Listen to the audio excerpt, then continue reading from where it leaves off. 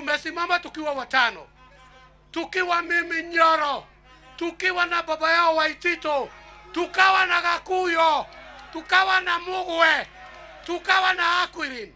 Tukasema hivi, tunawaahidia ati ithuĩ nĩ tũgũcokia utonga guko thĩinĩ wa Githunguri. Randiroma icio tukamba guciendia iria ingĩ tukineanaga thibitarĩ tondu tutikienda kuona rĩngĩ ikinyamaria andu.